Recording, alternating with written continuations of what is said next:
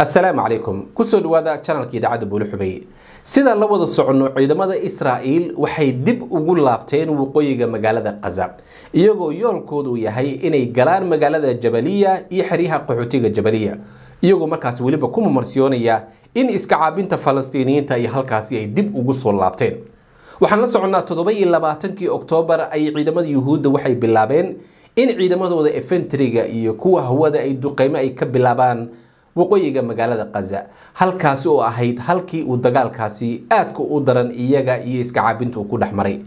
Jabaliya waxay kamid tahay magaalooyinka ugu daran ee ciidamada Yuhuudda jabkii ugu xoogana abad uu ka soo gaaro oo waliba waxaan la soconaa qaarkood kaadida iyo xafaayadaha isaga dhax qaadi jireen taangiyada dhexdooda oo markay madax ay la soo baxaanba madax laga toogan jiray marka inay dib ugu soo laabtaan waqooyiga magaalada Gaza gaar ahaan Jabaliya waxay muujinaysaa jabkii 7 Oktoobar gaaray ciidamadooda iyo wareerisadii lagu xiray in ilaa hadda ay ku xiran tahay oo meeshii qacba ka yarta ay isla yihiin libaxyadii ayaa ka soo baxay marka wareerisadii 7 Oktoobar lagu xiray ilaa hadda ayaa ku xiran marka tan maxay muujinaysaa in ciidamada Israa'iil maanta oo dagaalka uu marayo 218 cisho uu marayo inay dib ugu laabtaan waqooyiga magaalada Gaza iyadoo aan la socono in waqooyiga magaalada Gaza dad badan ay ku xasuuqeen bartamaha magaalada Gaza dad badan ay ku xasuuqeen koonfurta sidaas oo kale hadda magaalada Rafah oo koonfurta ka tirsan ciidankooda ay bilaabeen howlgalo oo halkaas iyaga iska caabinta markaas dagaal aad u xoogan oo ku dhaxmarayo marka tan waxay muujinaysaa in waqooyiga magaalada Gaza ay dib u isugu dayaan inay u galaan in hoggaanka ciidamada Yuhuudda yani fashilkii 7 Oktoobar ilaa ay hadda u hayo sidaas oo kale hoggaankooda sare oo faarka uu kamid yahay Netanyahu iyo Yoav Galan iyo Itamar Ben-Gvir iyo rag kaleba dhamaantood fashilkii 7 Oktoobar ku dhacay in ilaa ay hadda ay markaas ka soo kaban laasayeen sidaas oo kale waxay cadeynaysaa marka in hadaf ciidan aysan lahayn ciidamada Yuhuudda إلا أي هدف عيدا يهودا ملهن سيداسو كلا ملها هدف سياسيات ملهن يعني حكومة دودا عيدا ما دودا يرجع إيجا هجامينيا ما دام وقويجي مجالات غزة أي هدا دب وجوس ولا بنيان إيجا مركز كم مرسيونيا إسكا عبنتي أيام مركزي دب وجوس ولا بتي سيداسو كلا استراتيجية ملهن أو عيدا ما يعني استراتيجية حق عيدمada ma lahan oo ciidankoodii hubkii ugu casrisanaa infantrygoodii diyaaradahoodii Mareykanka wax walba oo markaas ku kaalmeynayay yani inaysan lahayn wax istaraatiiji ay muujinaysaa sidaas oo kalena marxaladan inay tahay marxalad aad u adag inay madax ay la galeen marka marxaladan idhiiqadan ay galeen si walba waxay isugu dayayaan inay markaas in iyaga guusha ay qaataan waxaan la soconaa Yuhuudda mar walba waxay jecel yihiin inay guush ay qaataan laakiin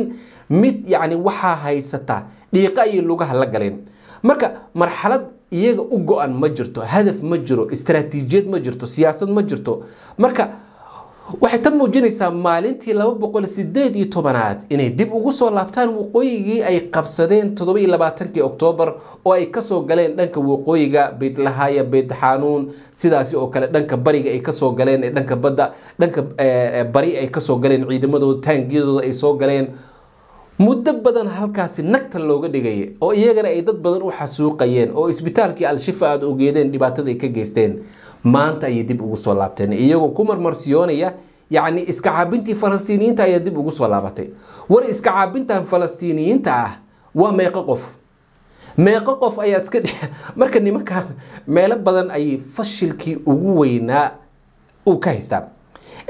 marka fashilkaas ma ahan mid aan adiga iyo aniga oo kaliya ognahay xitaa caalamkii oo dhan ayaa ogaaday caalamkii dhan ayaa ogaaday Mareykanka iyaga yani horboodayay iyo wadamadii reer galbeedka ayaa ka marqaati kacaya oo ogaaday iska caabinta Falastiiniyiinta ee gudaha magaalada Gaza ka dagaalamaya inay ka istaraatiijiye fiican yihiin ciidamada Yuhuudda يعني كهدف في عيهن عيدمada يهودا wax walbana ay ka fiican yihiin ayagoo ciidamada Yuhuudda hubkii casriga ahaa ee Mareykanka uu soo saaray ee har iyo habeenba ugu deeqayay wadamada Yurub yani Jarmalka Talyaaniga Ingiriiska xitaa Hindiya hubkii looga keenayay oo halkaas ay ku tijaabiyeen oo ay dad ku xasuuqeen waa hub aanan ka yareen hubka nuclearka Hiroshima lagu tuuray ay halkaas ku tuureen waad aragteen magaalada Gaza sidii u burburtay fashilkii ugu xumaa ayaa maanta dib ugu soo bilowday ciidamada Yuhuudda oo 218 cisho kadib ay dib ugu soo laabteen waqooyiga magaalada Gaza marka weerarkan cusub ee waqooyiga magaalada Gaza wuxuu ku tusinayaa jabkii 7 Oktoobar gaaray ciidamada Yuhuudda ee wareerisadii lagu dhuftay cirbadii lagu dhuftay wareerisada ahayd ee imbishilinka ahayd ilaa ay hadda marka inay ku xiran tahay siyaasad ahaan inay jahwareer u hayso ciidan ahaan jahwareer u hayso hoggaan ahaan jahwareer u hayo fashilkii 7 Oktoobar ku dhacay muuqaalkiisii oo aanan biyo ismarin ayaa ilaa ay hadda hayo walaa how daran ayaa haya maalin walba meel ay gabsaarka u qaadanay waqooyiga u carar maalin koonfurta u carar maalin bartamaha u carar maalin dhinac u carar iyaga oo markaas sirdoonkooda aanan wax hadaf ka lahayn dagaalkan waxaan la soconnaa madaxii hore ee ciidamada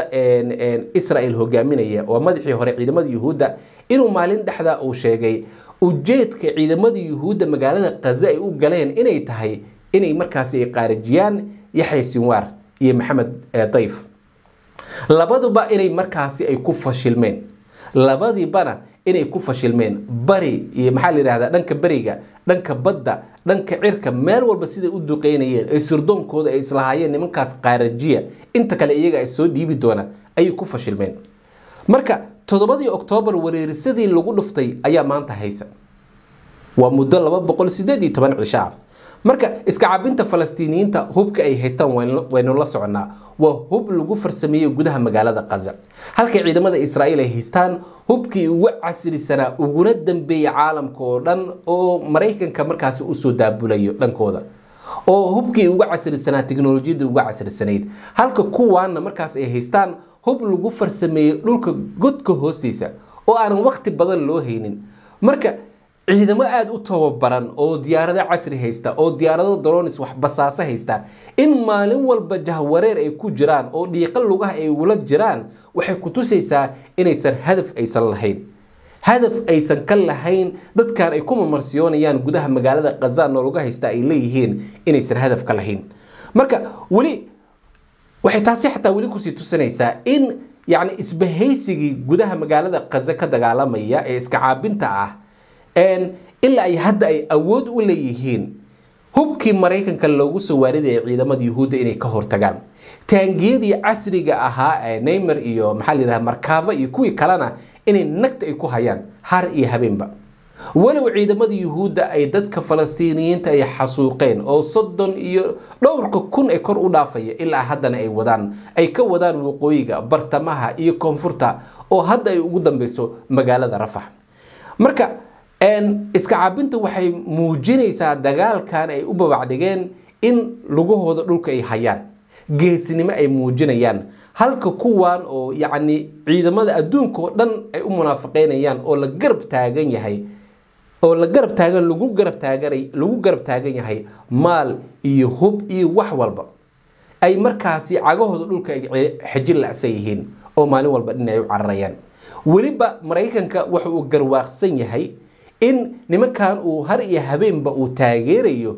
in markaasi ay ku fashilmeen meel walba oo ay ka saxsan yihiin hadaf wanaagsan ay leeyihiin ururka ay la dagaalamayaan ee gudaha magaalada Gaza ku jira dagaalka gudaha magaalada Gaza ka socda ay kala soo horjeedaan ciidamada Yuhuudda Mareykanka wuxuu qirsan yahay inay yani ururadaasi yani iska caabinta ah inay hadaf buuxa ay leeyihiin jilbaha ay dhulka u xirteen si ay isaga dhiciyaan nimanka iyaga la dagaalamaya iyagoo markaasi helaya rag qubaro ah injineer ah oo yani takhasus ku ah sida istiraatiijiyada dagaalka loo diyaariyo laakiin away dadkii lugahoodii dhulka ay xijin lahaayeen maalin walba meel ayay u cararaan maalin walba meel ayay xasuuq ka bilaabaan waxaan loo joogin ayay ku marmarsiyoodaan marka Israa'iil 7 Oktoobar cirbadii lagu dhuftay ayaa ilaa hadda ka muuqata sunteeda oo ay la suuxsan yihiin ciidankeeda waliba ciidankooda waxa ay qirayaan in dagaalkan hadaf la'aanta ah oo markaasi Oofarka Netanyahu uu ku hogaaminayo inay ku jabi doonaan una dambeyn doonaan idinka alle inay dhammaantood ay baaba'aan إن شاء الله وحي كله سوكرنا هل كان أيضا كوسو بين دونا ولكن حسن عثمان السلام عليكم ورحمة الله وبركاته ورر حقيقة بريق دحي بريق فوق فلنقين تدعدوينكا مالين لحق ورن إذا عدبوا لحبي كدقوا وهي الكاقا